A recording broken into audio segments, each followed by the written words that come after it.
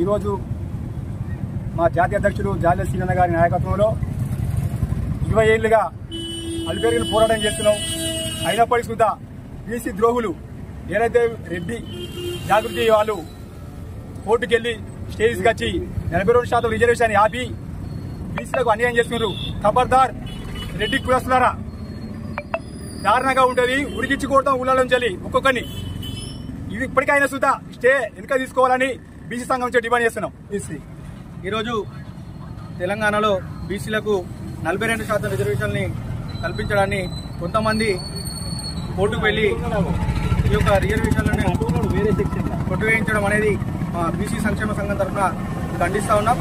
ఏదైతే జాతీయ సంఘ నాయకత్వంలో గత 10-11 సంవత్సరాలుగా నిర్విరామంగా బీసీల సంక్షేమం కోసం ఎన్నో ఏళ్లుగా పాటుపడుతూ ఈరోజు బీసీలకు 42% రిజర్వేషన్లు ప్రభుత్వంపై ఒత్తిడి తీసుకొచ్చి సాధించిన వెంటనే దాన్ని ఓర్వలేక కొంతమంది కోర్టుకు వెళ్లి దీన్ని స్టే తీసుకొచ్చడం వల్ల మేము ఖండిస్తా ఉన్నాం.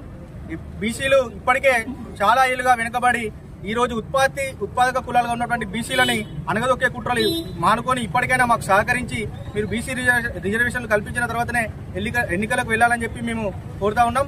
అలాగే ఉద్యమ స్ఫూర్తి తెలిసిన వాళ్ళం. గతంలో ఏ విధంగానైతే తెలంగాణ రాష్ట్రాన్ని సాధించుకున్నామో ఈ రోజు అదే ఉద్యమ స్ఫూర్తితో మా బీసీలకు ఇట్లా మీరు రిజర్వేషన్లు కల్పించినట్టయితే అదే ఉద్యమ స్ఫూర్తితో మళ్ళీ మేము మరొక ఉద్యమం చేయడానికి కూడా మేము వెనకాడబోమని చెప్పి మేము తెలియజేస్తున్నాం. ఇప్పటికైనా బీసీ ద్రోహులారా, మీరు ఇప్పటికైనా బీసీలకు సహకరించండి. మేము కూడా ఈడబ్ల్యూఎస్ రిజర్వేషన్లు ఆ రోజు ఇచ్చినప్పుడు కూడా ఏ ఒక్క బీసీ బిడ్డ కూడా వ్యతిరేకించలేదు. మీరు మీ ఫలాలు పొందుతూనే మా ఫలాల పట్ల కూడా మీరు మాకు అనుకూలంగా ఉండాల్సిందిగా మేము కోరుతా ఉన్నాం.